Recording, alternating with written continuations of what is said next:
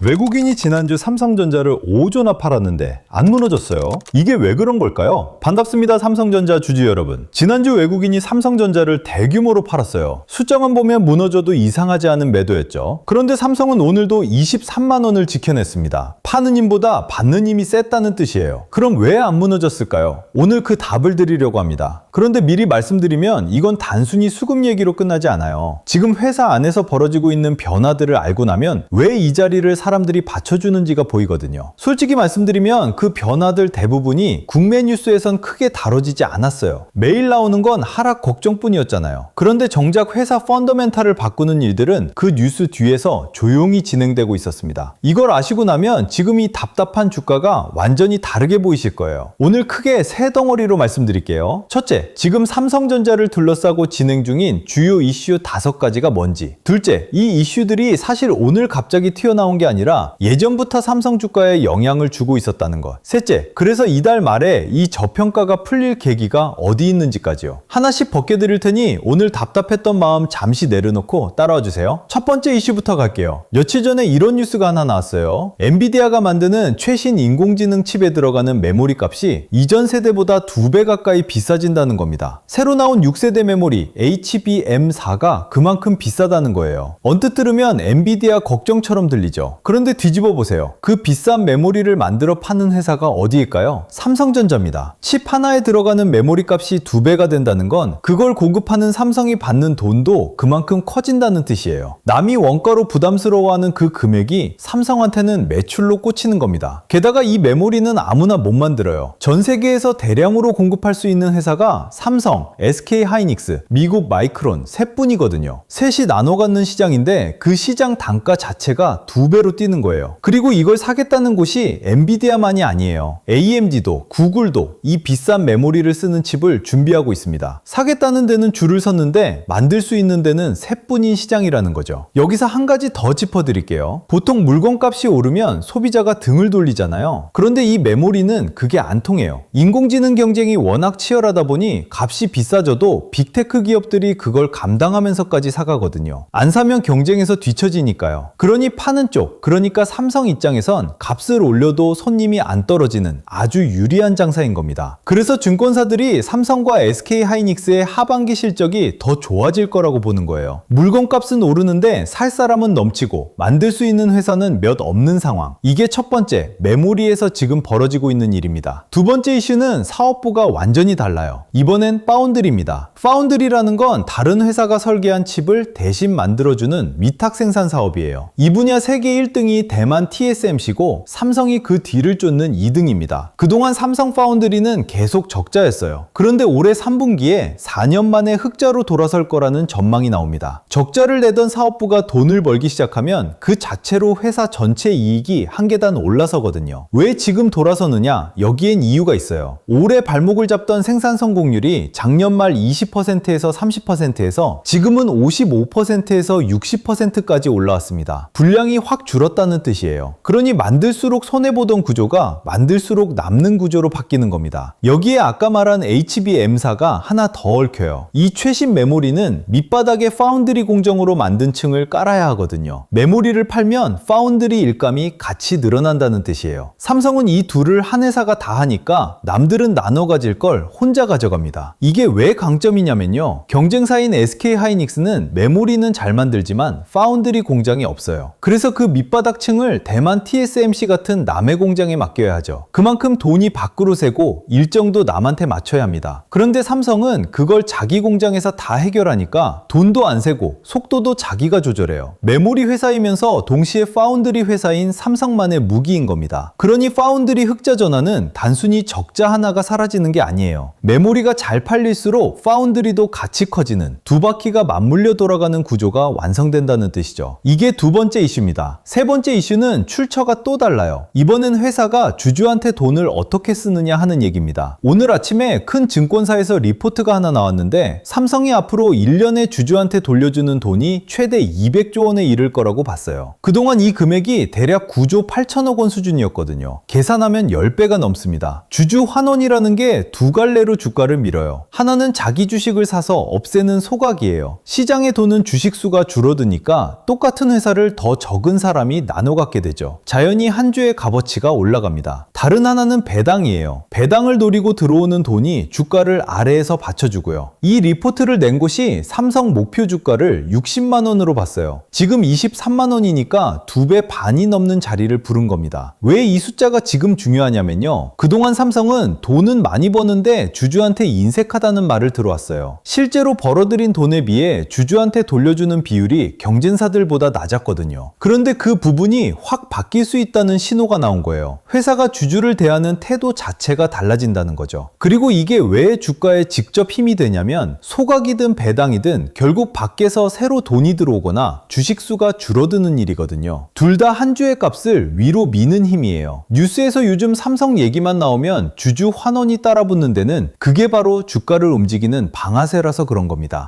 네 번째 이슈는 삼성의 원래 안방인 D램 얘기예요. 한동안 삼성이 메모리에서 밀린다는 걱정이 많았죠. 그런데 최근 흐름을 보면 삼성이 전체 D램 시장에서 다시 1등 자리를 되찾았습니다. 값이 오르는 국면에서 세계에서 제일 많이 만드는 회사가 누리는 이점이 그대로 돌아온 거예요. 여기서 재미있는 지점이 있어요. 삼성이 1등인데도 시장에서 매겨지는 회사값은 3등인 미국 마이크론보다 오히려 싸요. 회사가 싼지 비싼지 보는 대표적인 지표로 PER이라는 게 있어요. 우리말로 주가 수익 비율인데 버는 돈에 비해 주가가 몇 배에 거래되는지를 나타내는 숫자예요. 이 숫자가 낮을수록 싸다는 뜻이거든요. 삼성은 1등인데 이 숫자가 3등보다 낮습니다. 1등이 3등보다 싸게 팔리는 거예요. 그만큼 위에 말한 재료들이 아직 주가에 안 담겼다는 뜻이죠. 조금 더 풀어드릴게요. 원래 D램이라는 건 값이 오를 때 세계에서 제일 많이 만드는 회사가 제일 크게 멉니다. 똑같이 값이 올라도 만드는 양이 많으니까 벌어들이는 이익의 크기가 다른 거죠. 그 자리를 삼성이 다시 가져왔다는 건 메모리 값이 오르는 지금 국면에서 삼성이 가장 유리한 위치에 섰다는 뜻이에요. 게다가 이 D램은 아까 말한 HBM 같은 비싼 메모리랑도 이어져 있어요. 기본 D램을 잘 만드는 회사가 결국 고급 메모리도 잘 만들거든요. 안방에서 1등을 되찾았다는 건 그 위에 얹히는 고급 시장에서도 힘을 쓸 바탕이 생겼다는 얘기입니다. 마지막 5번째 이슈는 미국에 있어요. 텍사스 테일러라는 곳에 삼성이 짓고 있는 파운드리 공장입니다. 투자 규모만 수십조 원이 넘는 초대형 프로젝트예요. 그런데 이 공장을 올해 안에 돌리기 시작한다는 계획이 확인됐어요. 몇 달 안에 미국 땅에서 삼성 최첨단 공장이 실제로 가동된다는 뜻이죠. 이게 왜 큰 의미냐면요. 지금 미국은 반도체를 자기 나라 안에서 만드는 걸 아주 중요하게 봅니다. 관세도 그렇고 안보 문제도 걸려 있어서 미국 안에 공장을 둔 회사가 유리해지는 시대거든요. 삼성이 그 안에서 최첨단 공장을 돌리면 미국 정부의 지원과 대형 고객을 함께 노릴 수 있는 자리에 서게 됩니다. 조금 더 쉽게 말씀드릴게요. 미국의 큰 고객들 입장에선 태평양 건너 한국에서 칩을 받아오는 것보다 자기 나라 안에서 만드는 게 여러모로 편해요. 물건 받기도 빠르고 정치적인 위험도 적으니까요. 그러니 삼성이 미국 안에 공장을 두면 그동안 대만 TSMC한테만 가던 미국 고객 일감이 삼성으로 넘어올 길이 열리는 겁니다. 게다가 이 공장은 그냥 옛날 방식 공장이 아니에요. 최첨단 공정을 넣은 공장이거든요. 앞으로 인공지능 칩을 만들려는 미국 회사들이 늘어날 텐데 그 일감을 미국 땅에서 받아낼 준비를 삼성이 하고 있다는 뜻이죠. 이게 5번째 이슈입니다. 여기까지 5가지를 들으시면 이런 의문이 하나 남아요. 그럼 이거 다 예전에 나왔던 얘기 아니냐? 이미 주가의 반영이 끝난 거 아니냐 하는 거죠. 결론부터 말씀드리면 아니에요. 오히려 반대예요. 이 이슈들은 예전부터 삼성 주가에 영향을 줘왔는데 정작 값에는 아직 제대로 안 담겼거든요. 방금 말한 HBM사, 이거 삼성이 올해 2월에 세계 최초로 양산을 시작했습니다. 남들보다 먼저 만들기 시작한 거예요. 지금 원가가 2배로 뛴다는 그 메모리를 삼성이 제일 먼저 찍어낸 회사라는 거죠. 파운드리도 그래요. 지난 3월에 엔비디아 젠슨 황이 직접 삼성을 협력사로 지목했고 그 무렵 일론 머스크 쪽 인공지능 회사가 만드는 칩을 삼성 평택 공장에서 만들기로 했어요. 오늘 흑자전환 얘기가 나오는 건 그때 뿌린 씨앗이 지금 열매가 되는 겁니다. 주주 환원도 마찬가지예요. 이게 오늘 리포트 한 장으로 갑자기 생긴 얘기 같지만 사실 회사가 몇 년에 걸쳐 방향을 틀어온 결과거든요. 벌어들인 돈이 쌓이고 주주들의 목소리가 커지면서 이제 그 돈을 돌려줄 때가 됐다는 판단이 무르익은 겁니다. 미국 공장도 그래요. 테일러 공장은 몇 년 전에 첫 삽을 떴어요. 그때는 언제 다 짓나 싶었는데 그 긴 공사가 이제 마무리 단계에 온 겁니다. 오늘 연내 가동 얘기가 나오는 건 몇 년 전에 시작한 일이 드디어 결실 결실을 맺는 순간이라는 뜻이죠. 정리하면 오늘 짚은 5가지는 서로 따로 노는 뉴스가 아니에요. 몇 달, 길게는 몇 년에 걸쳐 삼성이 준비해온 것들이 지금 한꺼번에 수면 위로 올라오고 있는 겁니다. 그런데 시장은 매일 하락 걱정에만 눈이 팔려서 이 큰 그림을 놓치고 있는 거예요. 이 5가지가 한자리에 모이면 하나의 그림이 그려져요. 삼성전자라는 회사의 몸통이 지금 얼마나 단단한지 말이죠. 생각해보세요. 세계에서 셋뿐인 메모리 시장의 단가가 2배로 뛰고 그 메모리를 삼성이 제일 먼저 만들었어요. 적자 내던 파운드리가 흑자로 돌아서는데 그 파운드리가 메모리랑 한 몸으로 굴러가요. 주주한테 돌려주는 돈이 10배로 늘 수 있고 디램은 다시 1등이에요. 여기에 미국 안에 최첨단 공장까지 돌아가기 시작하고요. 게다가 이 메모리 지금 없어서 못 파는 상황이에요. 인공지능 열풍으로 전 세계가 서로 사겠다고 달려드는데 만들 수 있는 물량은 한정돼 있거든요. 이런 공급 부족이 앞으로 몇 년은 더 간다고 보는 시각이 많아요. 만드는 회사한테는 이만큼 좋은 그림이 없는 거죠. 그런데도 주가는 왜 이러냐? 답은 하나예요. 지금 눌린 건 회사가 나빠서가 아니라 시장 분위기에 잠깐 눌린 겁니다. 회사 본질하고는 상관없는 시간이라는 거죠.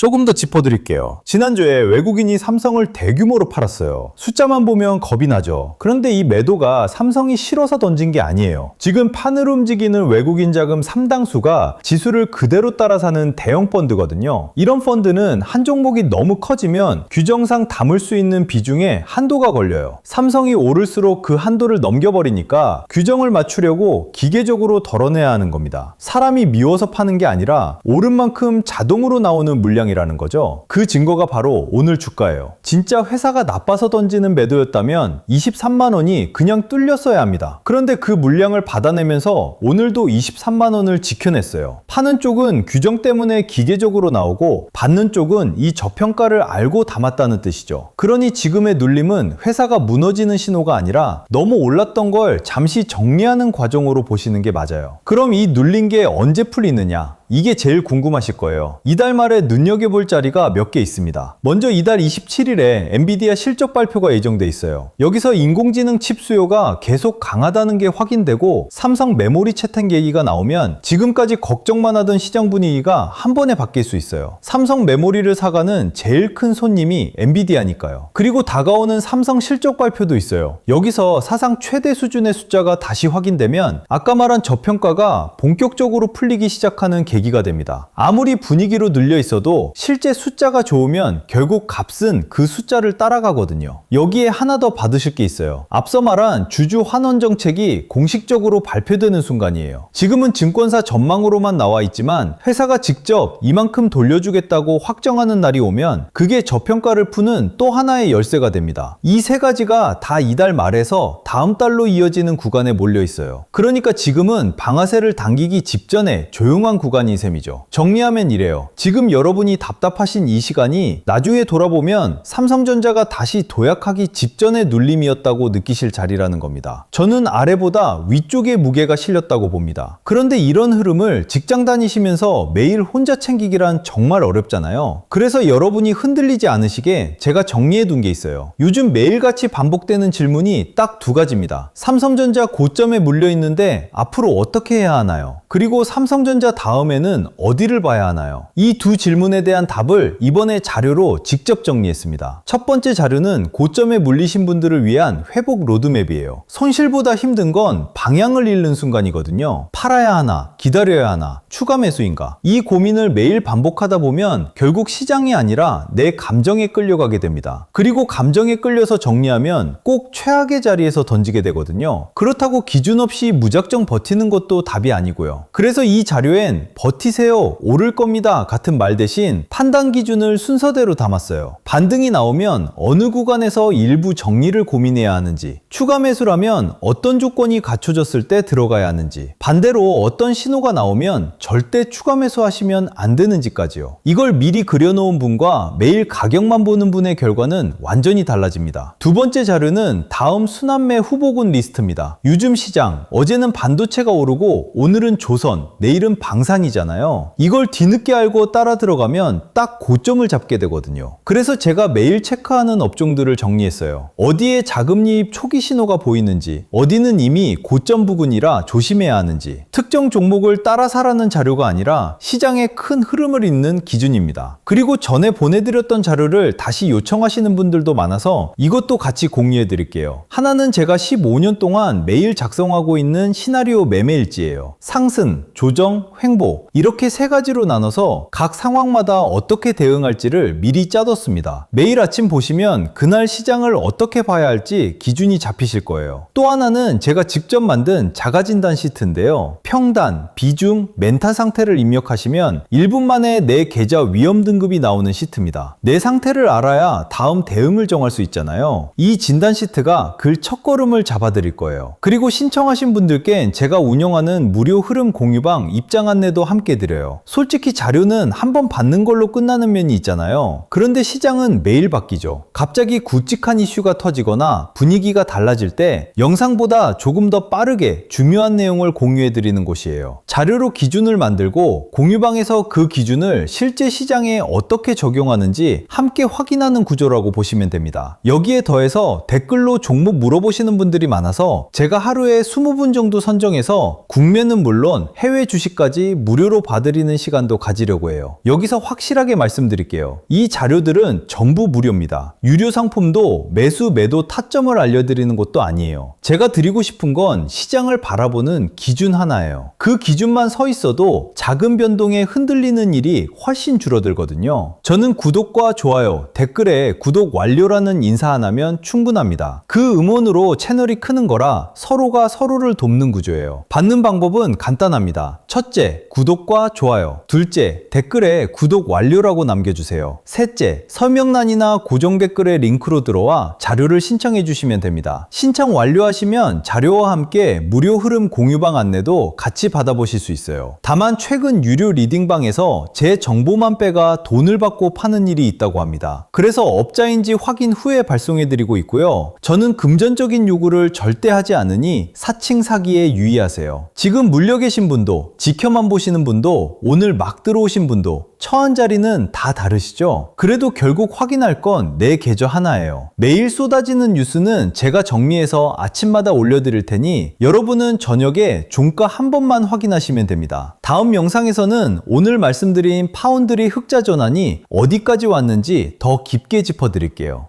오늘 하루도 고생 많으셨습니다. 끝까지 시청해주셔서 감사합니다.